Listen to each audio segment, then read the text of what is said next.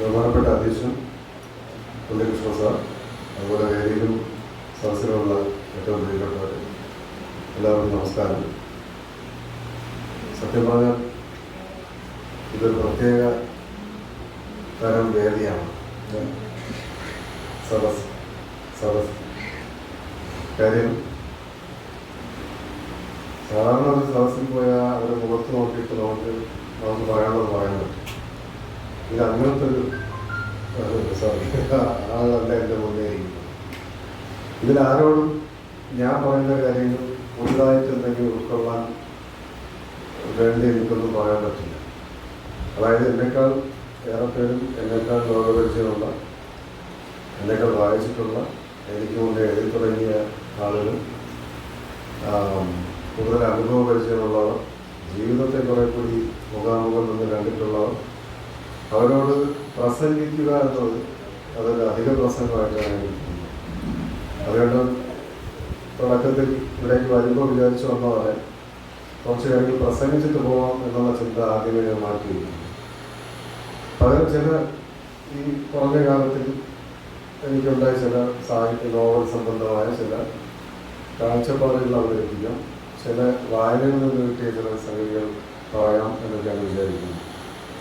തീർച്ചയായും ഈ സാഹിതി അതിൻ്റെ പ്രവർത്തനങ്ങൾ ഉണ്ണികൃഷ്ണ സാർ പറഞ്ഞപ്പോൾ എനിക്ക് പലതരത്തിൽ അത്ഭുതമുണ്ട്. അതിൻ്റെ കാരണം എന്ന് പറഞ്ഞാൽ എല്ലാ ശനിയാഴ്ചയും സാഹിത്യത്തിന് വേണ്ടി ആളുകൾ വന്നിരിക്കുക. അവർ എന്നെ ഈ അപർണ വിളിച്ചപ്പോൾ ഞാൻ ചോദിച്ചു, അപർണ പറഞ്ഞത് 3 മണി മുതൽ 6 മണി വരെയാണ് പരിപാടി എന്ന് പറഞ്ഞു. അപ്പോൾ ഞാൻ ചോദിച്ചു, 3 മണിക്കൂറൊക്കെ ഇരുന്ന ആളുകൾ മരിച്ചു പോകില്ലേ? അപ്പം അപർണ പറഞ്ഞത് അങ്ങനെ മരണം ശീലമായവരാണ് എന്നാണ്. നിങ്ങൾ മരിക്കില്ല, നിങ്ങൾ ആളുകൾ ഒരുപാട് തവണ മരിച്ചവരാണെന്നാണ്. അപ്പോൾ അതൊരു പ്രശ്നമാണ്. ഞാൻ അടുത്തിടെ വായിച്ച ഈ ഒരു പുസ്തകത്തിൽ എൻ്റെ ഒരു പക്ഷേ എനിക്ക് എന്നെക്കാൾ പ്രായമുണ്ടെങ്കിലും നിങ്ങളെക്കാൾ ഓർമ്മിപ്പിച്ചുള്ള ഒരാളാണ് ഞാൻ. പെട്ടെന്നൊന്നും പേര് പോകും. ഞാൻ നോവല്, കഥ, കവിതയൊക്കെ വായിക്കുകയും ഉൾക്കൊള്ളുകയും ചെയ്യും. പക്ഷേ കഥാപാത്രങ്ങളെയും സന്ദർഭങ്ങളെയും മാറ്റുകയും വേറൊരു തരത്തിലാണ് എൻ്റെ തലച്ചോറിൽ ഈ സാഹിത്യത്തെ ഉൾക്കൊള്ളുന്നത്. അതുകൊണ്ട് തന്നെ അതിൻ്റെ അടുത്തൊരു അബ്സ്ട്രാക്റ്റ് സാധനമാണ് എനിക്ക് കിട്ടുന്നത്. അതുകൊണ്ട് തന്നെ ഞാൻ പറയുമ്പോൾ പേര് കണ്ടുകൊണ്ടും മാറിയുന്നത് ചില മറന്നൊന്നുമില്ല. ഒരു എഴുത്തുകാരനും വായനക്കാരനും തമ്മിൽ ഒരു തരം സംവാദമാണ്. അതിനിടയ്ക്ക് കുറച്ച് കാര്യങ്ങൾ നടക്കും, രണ്ടുപേരും തമ്മിൽ കുറച്ച് കാര്യങ്ങൾ നടക്കുന്നു. ഒന്നാമത്തെ കാര്യം, നമ്മുടെ ആ സമ്മേളനം നടക്കുന്ന ഒരു എഴുത്തുകാരൻ അല്ലെങ്കിൽ എഴുത്തുകാരി എഴുതുന്നതിന് മുമ്പ് അവർ വലിയൊരു ചിത്രമാണ് വരയ്ക്കുന്നത്. ആരും ഭാഷ കൊണ്ടല്ല ആദ്യം ചിന്ത ഉണ്ടാക്കിയെടുക്കുന്നത്, കന്നഡ ഭാഷയിലേക്ക് കൺവേർട്ട് ചെയ്യുന്നത്. അപ്പം നോവൽ എഴുതുന്നവർക്കൊക്കെ അറിയാം, അല്ലെങ്കിൽ എന്തെഴുതുന്നവർക്കും അറിയാം, ആദ്യം അവരുടെ മനസ്സിൽ ചെറിയ ചെറിയ ചിത്രങ്ങളായി സംഗതി അകത്ത് വരും. പിന്നീട് അത് വായനക്കാർക്ക് വേണ്ടി ഭാഷയുടെ സഹായത്തോടുകൂടി അതിനെ വിവരിക്കുകയാണ് സാധാരണ എഴുത്തുകാർ ചെയ്യുന്നത്. ഇത് ഓർഗൻ പാവൂക്ക് അദ്ദേഹത്തിൻ്റെ നോവൽസിൻ്റെ വർണ്ണങ്ങളാണ് പുസ്തകത്തിൽ ആ പുസ്തകത്തിൽ പറയുന്നത്. ഇതിൻ്റെ അടുത്ത പ്രോസസ് എന്ന് പറഞ്ഞാൽ ഈ എഴുത്തുകാർ എഴുതിയ സാധനം വായനക്കാരുടെ കയ്യിലെത്തുന്നു. അവർ ഇയാളുടെ ഭാഷയെ വായിച്ചിട്ട് അവർ ചെയ്യുന്നത് അവർ പുതിയൊരു ചിത്രം ഉണ്ടാക്കുകയാണ് ചെയ്യുന്നത്. നമ്മൾ എഴുതുന്നു, നമ്മൾ ചിന്തിക്കുന്നു, ചിത്രം വരയ്ക്കുന്നു, അതിനെ ഭാഷയിലേക്ക് കൺവേർട്ട് ചെയ്യുന്നു. ആ ഭാഷ എടുത്ത് വായനക്കാർ വായിക്കുന്നു, അവർ വീണ്ടും ചിത്രം വരച്ച് ഈ ഭാഷയെ ചിത്രമായിട്ട് കൺവേർട്ട് ചെയ്യുന്നു. അപ്പോൾ ഈ എഴുത്തുകാരൻ എഴുത്തുകാരി കണ്ട ചിത്രവും വായനക്കാർ കണ്ട ചിത്രവും യാതൊരു ബന്ധമില്ലാത്ത ഒന്നായിരിക്കും, പരസ്പര ബന്ധമില്ലാണ്.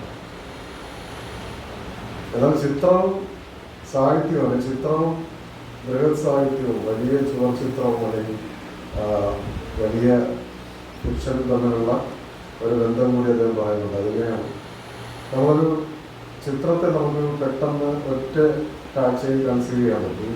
ചുവര് നിറയെ ഒരു ചിത്രം ഉണ്ടെങ്കിൽ അതിന് വേണ്ടത്ര ആയിരത്തിൽ മാറി എന്നാൽ ഈ ചിത്രത്തിന് നമുക്ക് ഒറ്റ കാഴ്ചയിൽ കിട്ടും. നോവൽ ചിത്രമായി മാറുന്നത് വേറൊരു പ്രക്രിയയിലൂടെ. അത് ഒരു കാട്ടിലേക്ക് നമ്മൾ കടന്നു പോകും. നമ്മൾ കാട്ടിലേക്ക് പാലം കിടന്ന് അടുത്ത് കാടാണ്. അവിടെ ആദ്യത്തെ കാട് വെച്ച് നമ്മൾ കുറേ മരങ്ങൾ കാണുന്നു. ആദ്യമായി കാടിനെ അനുഭവിക്കുന്നു. അത് കാടിനെ കണ്ട് കാടിലെ മൃഗസഞ്ചയങ്ങളെയും ജീവജാലങ്ങളെയും പക്ഷി മൃഗാദികളെയും ഒക്കെ കണ്ട് നമ്മൾ ആ കാടിൻ്റെ ഏറ്റവും മുകളിലെത്തുമ്പോഴത്തേക്ക് നമ്മൾ ആ വനത്തെ അപ്പാടെ ഒരു ചിത്രമായി നമ്മുടെ മനസ്സിലുണ്ടായിരുന്നു. ഇത് ഞങ്ങൾ നോവൽ വായിക്കാനായിട്ട് ആദ്യത്തെ വാക്കിൽ ആദ്യത്തെ അധ്യായത്തിലേക്ക് കടക്കുന്നു. അയാൾ കടന്ന് ഓരോ സ്റ്റെപ്പ് കഴിയുമ്പോഴും അയാളുടെ ഉള്ളിൽ നോവൽ പലതരം ചിത്രങ്ങളായി വലിയ ചുവർച്ചിത്രത്തെ അയാൾ ഓരോ സ്റ്റെപ്പിലും ഫില്ല് ചെയ്ത് ഏറ്റവും മുകളിലെത്തുമ്പോൾ ആ നോവൽ വലിയൊരു ഭൂപ്രദേശമായി അയാളുടെ മനസ്സിൽ തെളിഞ്ഞു കിടക്കും. ഇത് ക്രമേണ അയാളുടെ കയ്യിൽ നിന്ന് വായിച്ച ഭാഷ പോയി. അപൂർവം ചില വാക്കുകളോ സെന്റൻസുകളോ അയാൾ ഓർമ്മയിൽ വെച്ചെന്നിരിക്കും. പക്ഷേ ക്രമേണ ഇത് ഇയാളുടെ അനുഭവത്തിൻ്റെ ഭാഗമായി മാറും. അതൊരു വായനയുടെ ഭാഗമായിട്ടല്ല നിൽക്കുന്നത്. നമ്മളിപ്പോൾ ഖസാക്ക് വായിക്കുന്നു, അല്ലെങ്കിൽ മയ്യഴി വായിക്കുന്നു, ബ്രഹ്മബുദ്ധനോ വിജയനോ മനസ്സിൽ കണ്ട സ്ഥലമേ അല്ല നമ്മൾ കാണുന്നത്. ആ മയ്യഴി നമ്മൾ ആദ്യത്തെ വരി കടന്ന് അവസാനിക്കുമ്പോൾ നമ്മളുടെ മനസ്സിൽ പുതിയൊരു ഭൂപ്രദേശം ഉണ്ടാകും. അതൊരു റിപ്പബ്ലിക്കാണ്. അങ്ങനെ വേണമെങ്കിൽ നമുക്ക് ആ നോവലിനെ ഒരു സ്വതന്ത്ര പരമാധികാര റിപ്പബ്ലിക് എന്ന് ഈ രീതിയിൽ വിശദീകരിക്കുന്നത്. ഇങ്ങനെയാണ് നോവൽ നമ്മുടെ മനസ്സിലുണ്ടോ. യഥാർത്ഥ മികച്ച സാഹിത്യം വർക്ക് ചെയ്യുന്നത് നമ്മുടെ പുറത്തല്ല, നമ്മുടെ ഇക്കിളി കൂട്ടുന്ന അല്ലെങ്കിൽ ആ സമയത്ത് ചിരിപ്പിച്ചോ കരയിപ്പിച്ചോ വിടുന്ന രീതിയിലല്ല ഒരു മികച്ച സാഹിത്യം നമ്മുടെ മനസ്സിൽ വർക്ക് ചെയ്യുന്നത്. അത് പഠനങ്ങൾ തന്നെ വന്നിട്ടുണ്ട്. പറയുന്നത് നമ്മുടെ ബ്രെയിനിനെ അത് റീവയർ ചെയ്യും, ഒരു റീകൺസ്ട്രക്റ്റ്. അതിനകത്ത് പുതിയ പരിവർത്തനങ്ങൾ വരും. ഞാനെൻ്റെ ഒരു വ്യക്തിയുടെ അനുഭവം പറയും. ഞാൻ ഈ കോവിഡ് സമയം അവസാനിക്കുന്ന സമയത്ത് എൻ്റെ മകനെ ട്രിവാൻഡ്രത്തൊരു സ്ഥലത്ത് ട്യൂഷൻ എടുക്കുന്നുണ്ട്. അവൻ 10ാം ക്ലാസ് പഠിക്കുന്ന ദിവസം. അപ്പോൾ ഒരു ഫ്ലാറ്റിൽ 6ാമത്തെ നിലയിലാണ് അവരുടെ ടീച്ചറിൻ്റെ സ്ഥലം. ഒരു പഴയ ഫ്ലാറ്റാണ്. അപ്പോൾ ഞാനിങ്ങനെ അവിടെ കൊണ്ടാക്കിയിട്ട് തിരിച്ചിറങ്ങി അവരെ പുറത്ത് വിട്ടിട്ട് ഞാൻ അതുപോലെ 2 മണിക്കൂർ കഴിഞ്ഞിട്ട് തിരികെ വിളിക്കാൻ പോയി. ഞാൻ സ്കൂട്ടർ കൊണ്ട് സൈഡിൽ വെച്ചിട്ട് കയറി സ്റ്റെപ്പെല്ലാം കയറി മോളിൽ ഏകദേശം ഒരു 3-4 വരെ കഴിഞ്ഞ് സ്റ്റെപ്പ് കഴിഞ്ഞപ്പോഴത്തേക്ക് എനിക്ക് മനസ്സിലായി ഞാൻ മകനെ ആക്കി ഇതല്ല സ്ഥലം. കാരണം കോവിഡ് സമയമാണ്, പൊതുവെ ജനങ്ങൾ കുറവാണ്. അപ്പം ഇതല്ല സ്ഥലം എന്ന് അറിയുന്ന നിമിഷം മുതൽ എൻ്റെ നെഞ്ചടിക്കാനുള്ളത്. കാരണം നമുക്കറിയാം, ഇതുപോലെ രാത്രി 7-8 മണിക്ക് നിങ്ങളുടെ ഫ്ലാറ്റിൽ അപരിചിതരായ ഒരാളെ കയറി വന്നാൽ അയാളെ മിക്കവാറും കള്ളനെന്ന് വിചാരിച്ചിട്ട് നമ്മൾ തല്ലിക്കൊല്ലും. അപ്പം ഞാൻ പേടിച്ച് തളച്ചു. ഞാൻ പിന്നെ തിരിച്ച് എനിക്ക് എന്തെയാണെന്ന് അറിഞ്ഞില്ല കുറച്ച്. അപ്പം ഞാൻ വിചാരിക്കണം, പെട്ടെന്ന് ഒരു ഇറങ്ങി വരുന്ന സ്ത്രീ എന്നെ കണ്ട പേടിച്ചു അവർ നിലവിളിക്കും, അല്ലെങ്കിൽ ഒരു കുട്ടി അപരിചിതരായ ആളെ കണ്ട നിലവിളിക്കും, ആളുകൂടി എന്നെ അടിച്ചു വിടുമെന്ന് വിചാരിച്ചിട്ട് ഞാൻ ആദ്യ വേഗത്തിൽ തിരിച്ചോടി സ്റ്റെപ്പ് ഇറങ്ങി പേടിച്ച് കുറച്ച് താഴെ സ്കൂട്ടറിൻ്റെ അടുത്തെത്തിയപ്പോഴാണ് എനിക്ക് എൻ്റെ നെഞ്ചെടുക്കുകയാണ്. നെഞ്ചിന് പടപടായിരിക്കണം. യഥാർത്ഥ ഭയം ഞാൻ അനുഭവിച്ചു. ഇതിന് താഴെ വന്നിട്ട് ഞാൻ ടീച്ചറെ ഇങ്ങനെ ആയപ്പോഴും തന്നെ ടീച്ചറെ വിളിച്ചു. ടീച്ചറെ ഇത് ഞാൻ എവിടെയാണത് എനിക്ക് ലൊക്കേഷൻ എന്ന് പറഞ്ഞു.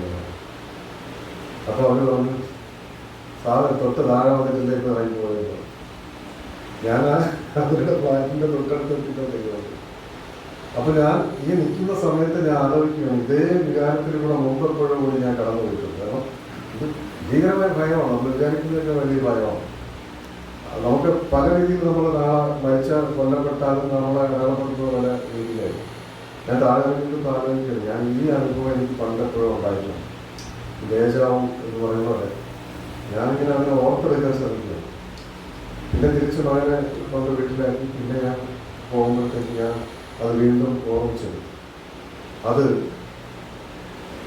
കുറ്റം ശിക്ഷയുടെ നോവൽ ഈ റാസ്കൽനിക്കോ നിസവിറ്റ എന്നും ഉള്ള വൃദ്ധയെയും അവരുടെ പരിചാരികയായ മറ്റൊരു വൃദ്ധയും കൊന്നിട്ട് ആ പുരാതന ഫ്ലാറ്റിൽ നിന്ന് തിരിച്ചിറങ്ങി വരുമ്പോൾ അയാൾ അനുഭവിച്ച നെഞ്ചിരിപ്പാണ്, അയാൾ അനുഭവിച്ച ഭയമാണ്, സംതൃപ്തതയാണ് ഞാൻ ആ നിമിഷങ്ങളിൽ അനുഭവിച്ചതെന്ന് എനിക്ക് മനസ്സിലായി. കാരണം ഞാൻ ഇതേ ഫീൽ എനിക്കുണ്ടായിട്ടുണ്ടല്ലോ എന്ന് ഞാൻ ഓർത്തു കൊടുത്തു. ഇങ്ങനെ ഒരു ഉന്നത നിലവാരത്തിലുള്ള സാഹിത്യം നമ്മളെന്തെങ്കിലും അലസമായ സംഗതികളിലൂടെയല്ല കടത്തിക്കൊണ്ടു പോകുന്നത്, അത് നമ്മുടെ അനുഭവമാക്കി മാറ്റുകയാണ് ചെയ്യുന്നത്. ഇങ്ങനെ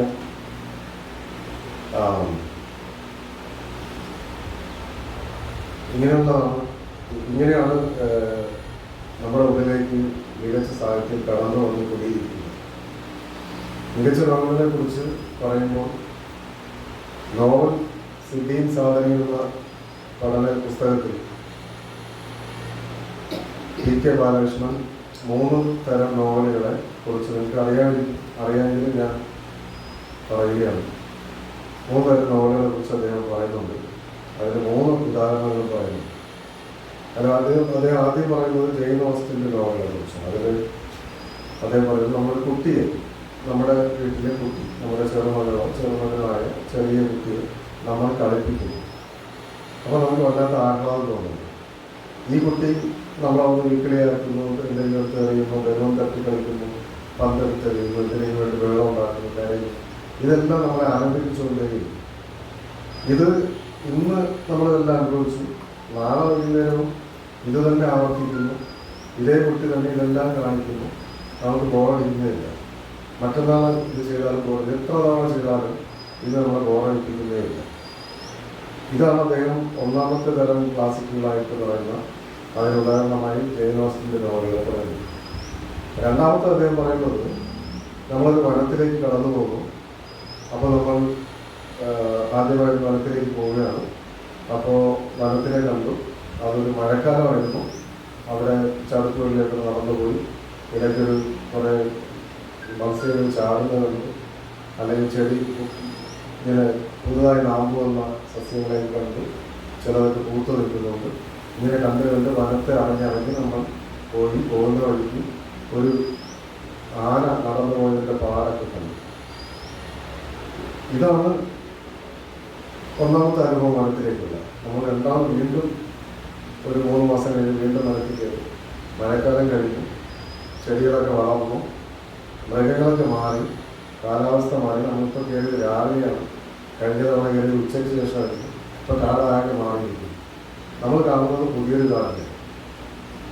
അങ്ങനെ 3ാമത്തെ തവണയും നമ്മൾ കയറി. 3ാമത്തെ തവണ ചെല്ലുമ്പോൾ പെട്ടെന്ന് നമ്മളിങ്ങനെ നടന്നു പോകുമ്പോൾ നമ്മുടെ മുന്നിൽ കൂടി ഒരു പുലി വളരെ വേഗത്തിൽ ഓടി എന്നുകൂടി നമ്മളൊന്ന് ഭയപ്പെട്ടു. ഇങ്ങനെയാണ് 2ാമത്തെ തരം ക്ലാസിക്കുകളിലേക്ക് നമ്മൾ കടക്കുമ്പോൾ വായിക്കുമ്പോൾ നമ്മുടെ അനുഭവം ഉണ്ടാവുന്നത്. കാരണം ഓരോ തവണ ചെല്ലുമ്പോഴും ഓരോ വായന നമുക്ക് കിട്ടും. അതുവരെ കാണാത്തൊരു അനുഭവം, അതുവരെ കാണാത്തൊരു പുലി നമ്മുടെ മുന്നിൽ കൂടെ ഒന്ന് ഭയപ്പെടുത്തിക്കൊണ്ട് ഓടിക്കുന്നു. ഇങ്ങനെ അദ്ദേഹം ഉദാഹരണം വയ്ക്കുന്നത് ടോൾസ്റ്റോയുടെ കൃതികളാണ്.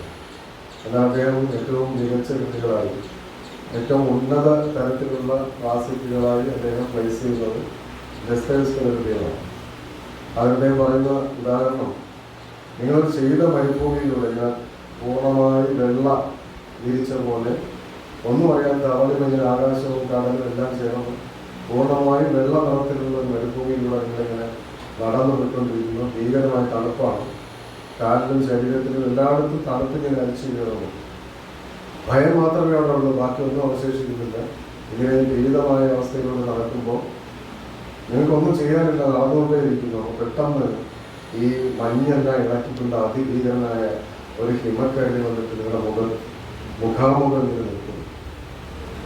നിങ്ങളാണ് ഐസായി മാറി, നിങ്ങൾ ഉറച്ചു പോയി. ഈ അനുഭവം നിങ്ങൾക്ക് മറ്റൊരാളോട് പങ്കുവയ്ക്കാൻ പറ്റില്ല, എഴുതി വയ്ക്കാൻ പറ്റത്തില്ല. ഇത് എഴുതി വയ്ക്കാവുന്നതിനോ പറഞ്ഞനുഭവിപ്പിക്കാവുന്നതിനോ അപ്പുറം ആയ ഒരു ദിവ്യാനുഭവമാണ്. അത്തരം കൃതികളാണ് ദസ്തയേവ്സ്കിയുടെ കൃതികൾ എന്ന് പറഞ്ഞിട്ട് അദ്ദേഹം ഏറ്റവും മികച്ച ക്ലാസിക്കുകളുടെ ഉദാഹരണമായി ടി കെ ബാലകൃഷ്ണൻ ആ കൃതികൾ എടുത്തിരിക്കുന്നത്. കാരണം നമ്മുടെ ഏറ്റവും മികച്ച അനുഭവം അല്ലെങ്കിൽ ഏറ്റവും സൂക്ഷ്മമായി നമ്മൾ അനുഭവിച്ച കാര്യങ്ങൾ നമുക്ക് മറ്റൊരാളെ പറഞ്ഞു മനസ്സിലാക്കാനേ ഇയാളെ സാധിക്കില്ല. അയാളെ സംബന്ധിച്ച് നമ്മൾ പറയുന്ന കാര്യങ്ങൾ നരേഷനാണ്. അയാളെ നരേഷനിൽ വാക്കുകളിൽ എന്തൊക്കെയോ സംഭവിക്കുന്നതല്ലാതെ അയാൾക്ക് അനുഭവം എടുക്കാനേ പറ്റുന്നില്ല. നിങ്ങളുടെ ജീവിതത്തിൽ, നമ്മുടെയൊക്കെ ജീവിതത്തിൽ അത്തരം അനുഭവങ്ങളുണ്ടാവും. അങ്ങനെ മികച്ച കൃതികൾ നമുക്ക് മാത്രം കിട്ടുന്ന വളരെ സൂക്ഷ്മമായ അതിദിവ്യമായ അനുഭവങ്ങളാണ്. നമുക്ക് സാറ് സൂചിപ്പിച്ച പോലെ കേരളത്തിൽ ഏറ്റവും സജീവമായി നിൽക്കുന്ന അത് നോവൽ സാഹിത്യമാണ്. എല്ലാ മേഖലകളിൽ നിന്നും കൃതികൾ ധാരാളം ഉണ്ടാകുന്നു, ധാരാളം എഴുത്തുകാരുണ്ടായിരിക്കുന്നു. എഴുത്ത് ഏറെക്കുറെ ജനാധിപത്യ മാറിയിരിക്കുന്നു.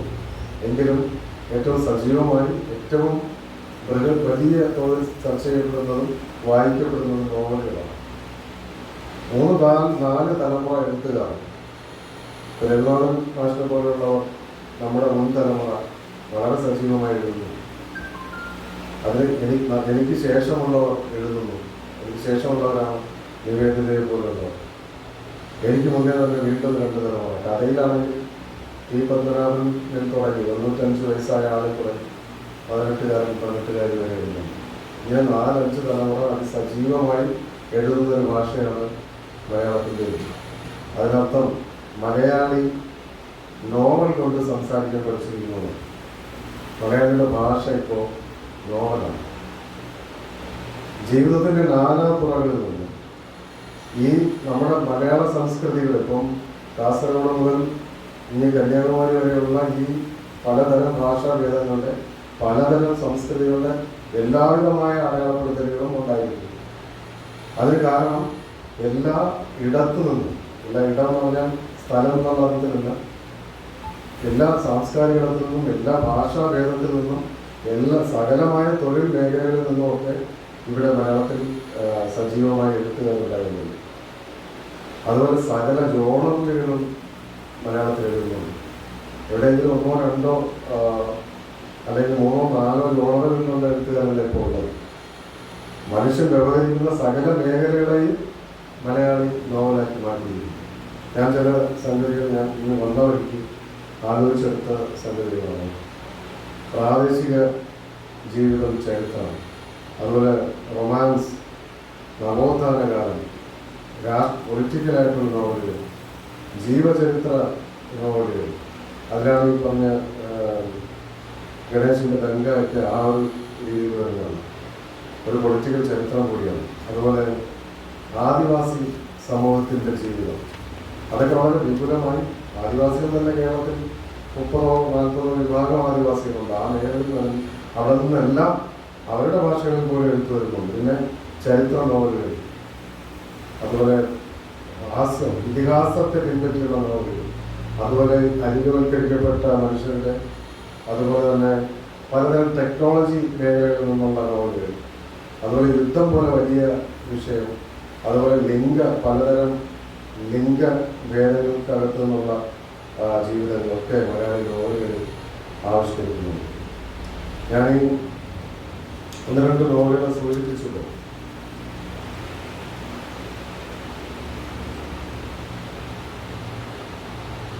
ഒതുക്കൽ എന്ന നോവൽ പക്ഷെ നിങ്ങൾ കേട്ടിട്ടുണ്ടാവും. പുഷ്പവതിണ്ടോ? പുഷ്പവതി. അതുപോലെ ആമീൻ എന്ന് പറയുന്ന മേഘരാജ് എന്ന ചെറുപ്പക്കാരൻ എഴുതിയ ഒരു നോവൽ, മാതൃഭൂമി പബ്ലിഷ് ചെയ്ത ചെറിയ നോവൽ. അയാൾ ആൻഡമാൻ നിക്കോബാറിൽ ചെറിയ വിദ്യാഭ്യാസം മാത്രം കിട്ടിയിട്ടുള്ള ചെറുപ്പക്കാരൻ മേഘരാജ്.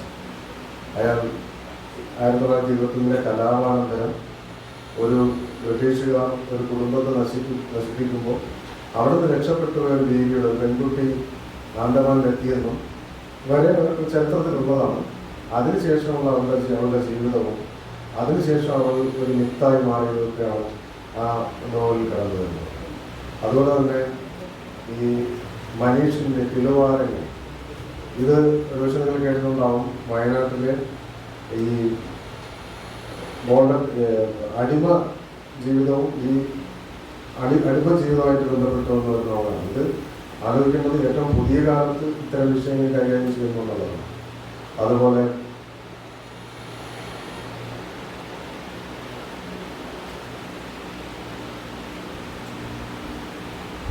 നാടിയാൻ കലാപങ്ങൾ എന്ന് പറയുന്ന അരവിന്ദാക്ഷൻ എഴുതി പൂർണ്ണ പബ്ലിഷ് ചെയ്ത പുസ്തകമാണ്. ഇങ്ങനെ ഒരുപക്ഷെ നമ്മുടെ ശ്രദ്ധയിൽ കൂടുതൽ പെടാത്ത, എന്നാൽ അതിസൂക്ഷ്മമായി നമ്മൾ ഇതുവരെ കാണാത്ത വിഷയങ്ങൾ കൈകാര്യം ചെയ്യുന്ന ചില നോവലുകളെ കുറിച്ച് പറഞ്ഞിട്ടുണ്ട്.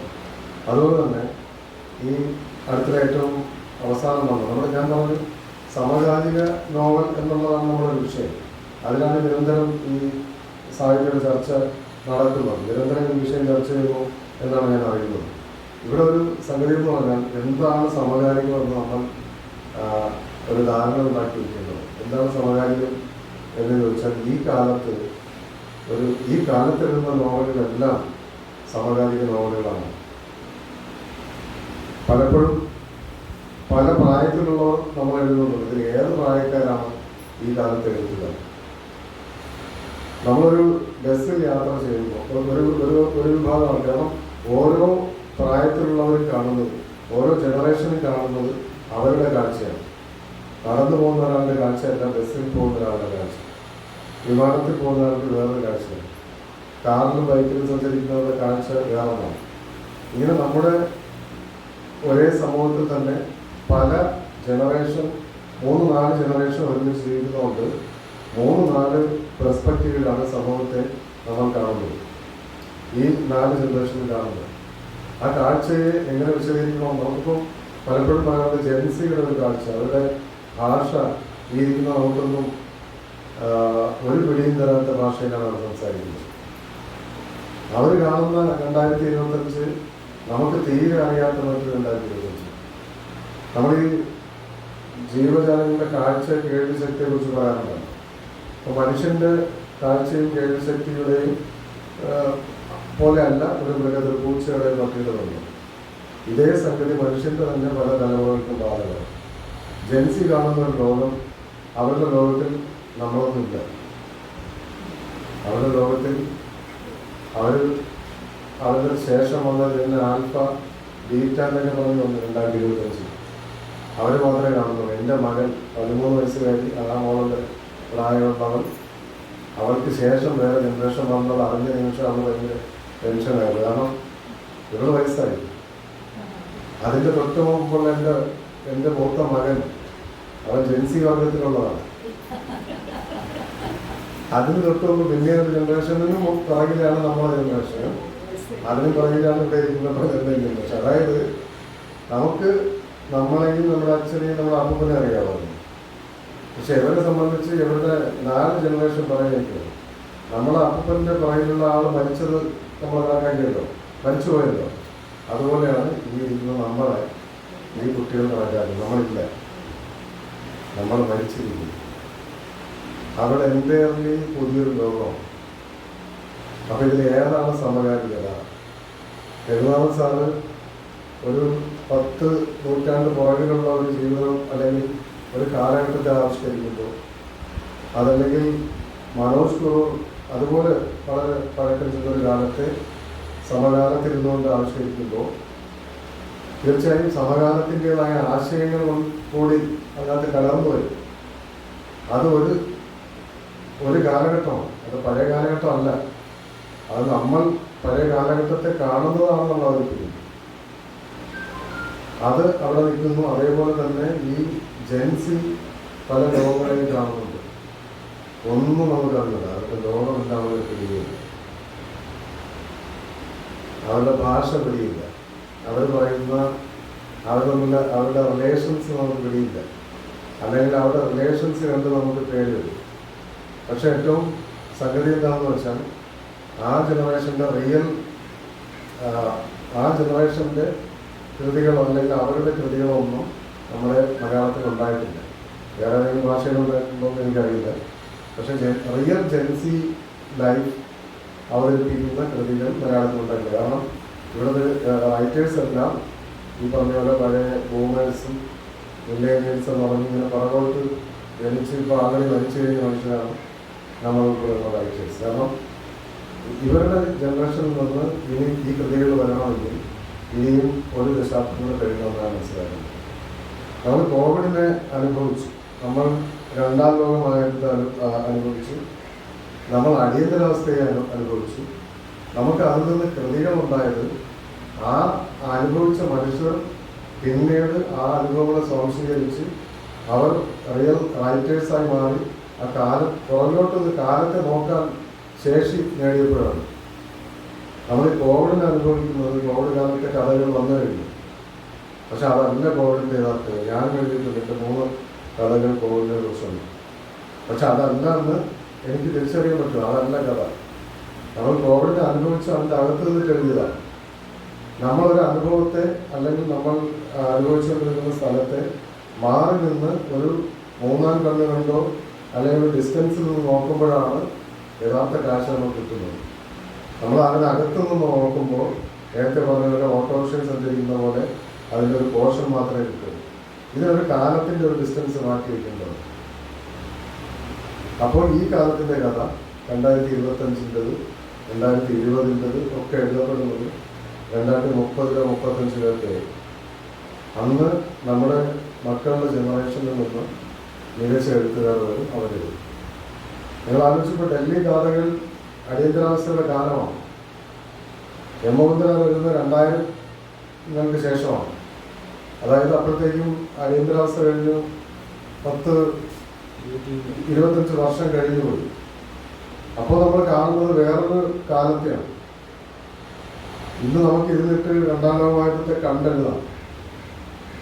അത് യൂട്യൂബിൽ കണ്ടിട്ടല്ല, നമുക്ക് ഈ 2025 ഇരുന്നിട്ട് 1947 കണ്ടെഴുതാൻ പറ്റും.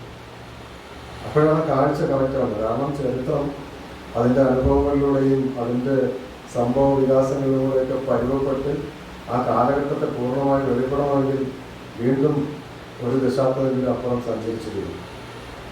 അതിൻ്റെ ഉള്ളുകളിൽ ഈ കാലഘട്ടത്തിൻ്റെ ഉള്ളുകളിൽ വെളിയിൽ വരാൻ ഇനിയും ഒരു ദശാബ്ദമെങ്കിൽ വരും. ഈ കാലഘട്ടത്തിൽ എങ്ങനെയാണ് നമ്മൾ ഈ അനുഭവിക്കുന്ന ജീവിതം, എങ്ങനെയാണ് ഈ പൊളിറ്റിക്സിനകത്തുനിന്ന് ഈ ജീവിതം ഉണ്ടായി വന്നതെന്ന് തിരിച്ചറിയാൻ, അത് വെളിപ്പെട്ട് വരാൻ ഇനിയൊരു 10 വർഷം വലിയ വെളിപ്പെടലുകൾക്കപ്പുറം മാത്രമേ സാധ്യമാകുകയുള്ളൂ. ഇന്ന് നമുക്ക് നമ്മൾ ഈ സമകാലികത എന്ന് പറയുന്നത് സൃഷ്ടിക്കപ്പെടാൻ ഇനിയും ഞാൻ പറഞ്ഞു തന്നത് 20-30 വർഷങ്ങൾക്കപ്പുറം നിന്നിട്ടായിരുന്നു. അപ്പോൾ നമുക്ക് ഈ കാലത്തെ ക്രിട്ടിക്കലായിട്ടും ഒരു എസ്തറ്റിക്കായിട്ടും ഒക്കെ ഈ കാലഘട്ടത്തെ സമീപിക്കാൻ പറ്റും. പഴയ കാലത്തെ നമ്മുടെ ഗംഗുഭാഷായാലും ചരിത്രത്തിലൊക്കെ എഴുതുന്ന ഒരുപാട് എഴുത്തുകാരുണ്ട്. അല്ലെങ്കിൽ ജീവിതമായാലും ഇപ്പം ബന്ധു എന്ന നോവലില്ല, അതല്ലെങ്കിൽ നമ്മുടെ ചന്ദ്രമതി ടീച്ചറിൻ്റെ ഒഴുകാതെ ഒരു പുഴ എന്നുള്ള നോവൽ ഏറ്റവും അവസാനം വന്ന മികച്ച ഒരു നോവലാണ്. അതിൽ ജീവിച്ച് മരിച്ചുപോയ മനുഷ്യനാണ്. അപ്പോൾ മനുഷ്യരൊക്കെ ജീവിച്ച് കഥകൾ അവശേഷിപ്പിച്ച് പിന്നീട് കഥാപാത്രങ്ങളായി മാറുകയാണ് ചെയ്യുന്നത്. അവരുടെ വികാരങ്ങളൊക്കെ അന്ന് അവസാനിപ്പിച്ച് മരിച്ചുപോയി. പക്ഷെ അവർ കാലാന്തരത്തിൽ കഥാപാത്രങ്ങളായി മാറും. അങ്ങനെ ടോൾസ്റ്റോയുടെയും സോണിയയുടെയും സോഫിയയുടെയും കഥയാണ് ടീച്ചർ എഴുതിയത്, ചന്ദ്രമതി ടീച്ചർ എഴുതിയത്.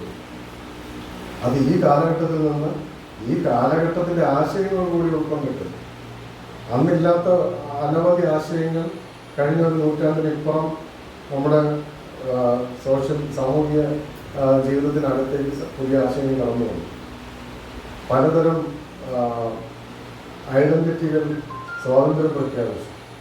ഇതെല്ലാം ചേർന്ന്, അതായത് ടോൾസ്റ്റോയിയേക്കാൾ 4 ജനറേഷൻ ഇപ്പുറത്തുള്ള ഒരാൾ ഇരുന്നിട്ട് കുറേ കൂടെ അപ്ഡേറ്റഡ് ആയ മനുഷ്യനാണ് ഇന്ന് ജീവിക്കുന്നത്.